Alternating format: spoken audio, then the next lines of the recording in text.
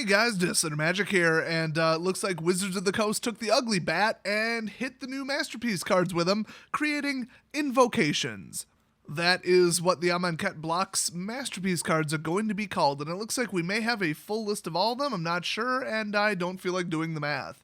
Also, it's so low res I can't just look at what the number is on the bottom. But anyway, thought it would be funnier if I didn't ahead of time figure out what the hell these say, because, well, the font sure as hell isn't going to tell me. So first up, it's Aven Mindcensor. I just figured out that's what it was. Just kidding, I looked it up. It's a bird wizard with flash. Oh boy, it has flying. It's a 2/1. Oh my god, that attack defense. Oh my god. I can't look at it. I can't do it. Anyway, it states that if an opponent would search a library, that player searches the top 4 cards of that library instead. Have fun with that in your fetch lands. Unfortunately, it costs 3, making it completely worthless. So, terrible pick for this one. Next up, Chain Lightning.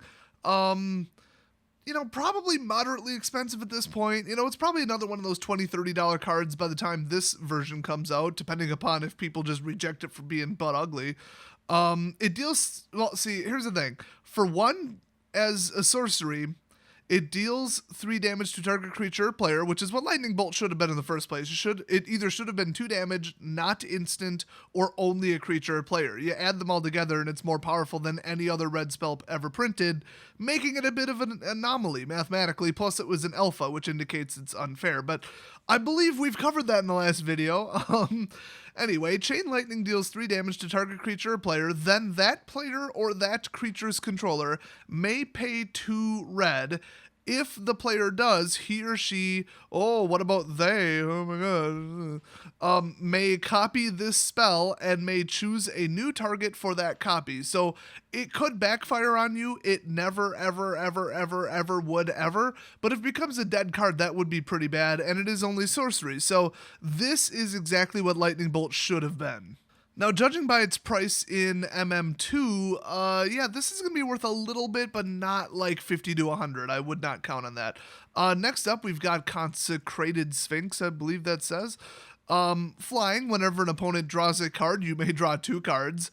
That's just insane. That is so insane. I mean, that is like better than Sphinx and Magosi. It's about on par with Isperia. Probably actually better than Isperia. I mean, Consecrated Sphinx is pretty nuts. I don't think it's terribly expensive, and I'm too lazy to check because I'm sick of looking at these and I don't want to talk about them anymore. Speaking of that, here's another one. Counterbalance. They're on an Egyptian seesaw. That's a thing. It's an enchantment. Whenever an opponent casts a spell, you may reveal the top card of your library. If you do, counter that spell if it has the same converted mana cost as the revealed card. That will never happen, ever. It's unreliable, it's stupid, it's a waste of 2 mana, and it's a waste of a card. So, I don't recall this being worth anything either. So, they're just hitting them out of the park with this one. Kind of matches the card frame, don't you think? Next up, counter target spell. So that must be counter spell. It looks like not counter spell, but, yeah, I mean, this is classic, absolute classic. It'll be cool to kind of pseudo have this in standard as if I'm going to pull one from my, pre-release pack. But, if you did, there you go. So yeah, this is the classic counter spell. And I think Standard needs it back, and I think that Modern needs it. Everybody's been saying it. It's so simplistic, you can't really call it overpowered. I think it's perfectly appropriately powered. And, some of the cards like Delay or Daze, I forget. I don't remember which one is Suspend, whatever. Then you got like Deprive, and you got like almost all-encompassing ones that like counter anything other than a creature spell. So you might as well just give people a 2-cost counter spell so they could just counter something. I mean, come on. So yeah, a counter spell. I really hope I pull one of these because you guys know I love blue counter spells just for collectibles. So now we've got Cryptic Command, it looks like. This one's pretty cool. It was from MM2, of course. Very, very expensive, by the way. So I would expect this one to be over 100. You choose to counter target spell. so that's huge. You know, it's 4 and it's triple blue, so it's not that great. But counter target spell, return target permanent to its owner's hand. So that's a nice little 2-for-1. Tap all creatures your opponents control or draw a card. All 4 of those are devastating. So if you can get to 4 mana and 3 of them are blue, which is a little bit of a stretch for most decks, but if you can do it, this is hyper powerful. Not really sure why Mr. Craneface dude, yes, I don't have the Egyptian gods memorized yet. I think it's Horus. I don't freaking know. Why he's like washing his hands in some kind of weird stream thing, I don't know. Very strange artwork, but it's pretty cryptic. Hey, get it? Next up, it looks like we've got, I'm just going to say it as I'm reading it, Bark Ritual. So, yeah, Bark Ritual, you guys know, the one where you pay 1 black and then generate 3 black. I don't think that's even legal in Modern. That's like an alpha card or something like that. So, pretty old school. If you pulled this at the pre-release, you're going to be pretty far ahead of anybody else. I played with this card extensively in Chandelier, whatever the hell that game is. Next up, we've got... The hell is this? I thought it said Antidote. No, that's just a bunch of crap before it. It honestly, the D's are B's, okay? There's an extra loop. It says Bays, not Daze. So apparently I was thinking about a delay or whatever before, because this one's different. You may return an island you control to its owner's hand rather than pay Daze's mana cost. Counter target spell unless its controller pays 1, and it's a 2-cost spell. So in other words, this is the utter garbage version of Deprive. Deprive is 2, counter spell outright, any type of spell, and then return a land to hand. So this one, yeah, it gives you optionality, and you can technically cast it for free, kind of, which a lot of that kind of stuff is banned in Modern, but I don't like Daze. I think it's a bad card. I think it was last printed as an uncommon. I just recall it not being worth much, so it's not great. Next up, we've got Force of Will. Okay, there's one that's worth some change. It does cost 5 and it counters target spell, which nobody would ever do that. The way you really do it is you may pay 1 life and exile a blue card from your hand rather than pay Force of Will's mana cost, and then target counter target spell. So, pretty nice, pretty damn powerful, I have to say. It's one of the most famous cards, honestly. Pact of Negation is like the ghetto version of this, basically, because you have to pay the mana at the next upkeep or you lose, so you better win the game before your next upkeep. The only slight flaw with this card is that islands and other land cards are not considered blue, and that's what you would sometimes want to get rid of out of your hand, especially late game. And even late game, you probably don't have 5 mana open, so little downside, but early game is just like, oh, what do I need the least? You know, what is less important than whatever they're trying to cast? And then boom, you hit them. So one of the most famous counter spells of all time in the game. I really hope I get one of these, but I just know I won't be able to afford to keep it. I'll definitely have to sell it. Oops, arrow key's not working. There we go. Next up, we've got, what does that say? Loyal Retainers, I guess? All right. I'll just read it down on the bottom. Yeah, Loyal Retainers. Sacrifice Loyal Retainers. Return target legendary creature card from your graveyard to the battlefield. Ooh, straight to the battlefield. See, I've never heard of this card. Activate this ability only during your turn before attackers are declared. Yeah, I guess. I mean, I don't see the big deal about doing it during your second main phase, but whatever. So yeah, this looks pretty cool. I mean, it costs 3. It's a creature. It's a 1/1, whatever. But yeah, taking a legendary card straight from your graveyard and plopping it on the battlefield, that's crazy, especially with all the self-mill and all the delirium feeders that are legal right now.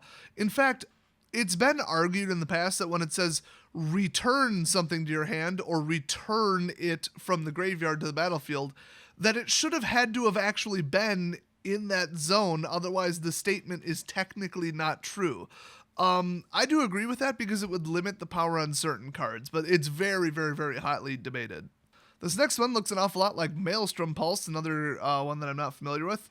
It's green, black, it looks like. Destroy target non-land permanent and all other permanents with the same name as that permanent. Okay, I have heard of this and I have gotten hit by this. So, Yeah, the cool thing is the color identifier is basically like the gold texture that they used on the bottom, because this would be a mixed color gold card. So this might be the only one that doesn't look like complete crap, although I wouldn't hold my breath. That font still makes me want to throw up a little bit. Next up, a really cool looking Mind Twist. This is pretty cool. I think this was just in Modern Masters or something awfully similar. It's black and then X, and target player discards X cards at random. So you can hit them pretty damn hard. I mean, you'd have to feed in a little bit more, for it to be like Mind Rot, but it is random. And then when you start getting up into the higher numbers, like X equals 3, 4, or 5, they're just done. Their whole hand's nuked. It is a sorcery just to limit it, but it's a damn good card, that's for sure.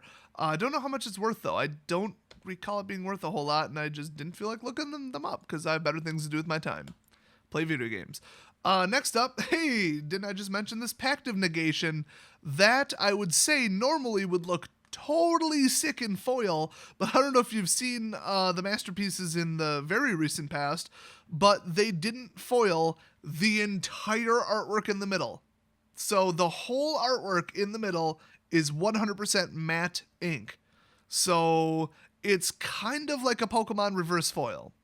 So chances are, if they stuck with that method of printing, this is going to look just completely horrid. But still, the artwork's cool as hell. I mean, total parting of the Red Sea reference there, whatever. Yeah, you just counter target spell for 0. It literally costs 0.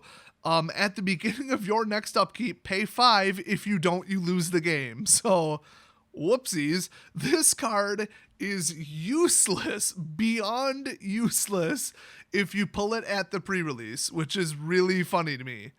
It's one of those ones where you'd never play it. It's kind of like, stuff like, I think, Mana Vault, the one that keeps doing 2 damage to you. Your deck isn't tuned enough to need that mana that quick, okay? You're just going to kill yourself with the damn card. So if I pulled it, I wouldn't care. This is going to be probably the top dollar one in the set, although I kid you not, I have not looked at the rest yet. I'm totally doing this, like, live. Speaking of that, what the hell's next? Let's see. It's, what does that say? Vindicate, I think. Okay. Oh yeah, that's just straight up destroy target permanent, white, black. I mean, it's a sorcery, otherwise it's an improved version of Anguished Unmaking, basically. So yeah, some people play it. I remember Vindicate being worth a bit. I think it was in Eternal Masters. So it's not like insane, but that artwork looks just sick. Just absolutely, totally amazing. And plus it's gold instead of god-awful cyan, so that's good. Next up, we've got Worship. It's an enchantment. Boy, I've never heard of this one. If you control a creature, damage that would reduce your life total to less than 1 reduces it to 1 instead. So, wow, that's like a miniature Angel's Grace.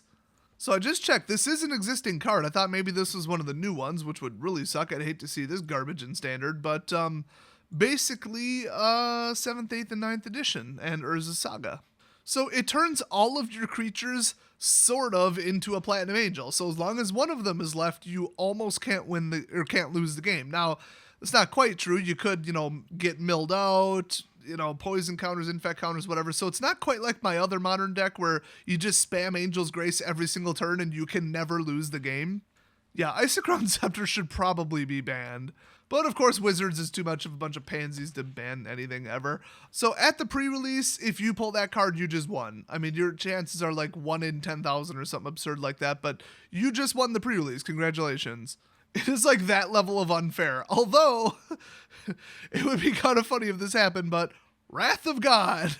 Destroy all creatures that can't be regenerated for 4. Classic board wipe. Right up there with Damnation.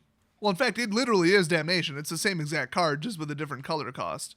And it looks like, yep, that is the last one. So a ton of these are not worth very much money, which is, I guess, good news if you think they look ugly, I guess. I don't know. I mean, if they were beautiful and you did want to collect them, then a higher cost would be bad. But some of these are like the bombs to end all bombs. We're talking money. But oh my gosh, it seems like 80% of them, within my knowledge, without, actually putting in the effort to check, are probably going to be worth like 20 or less, like at the end of the day. So that's pretty bad. So pretty disappointing all around. Looks absolutely terrible. And, I don't know. I'd say I hope I don't open them, but whatever. It's got to be worth a little bit of money. So what's your favorite? Are there any they skipped? Are there any you're happy that they included? Are there any that you instantly want? Or do you say screw the whole thing because they're all ugly as hell? Let me know down in the comment section, and I'll see you guys next video.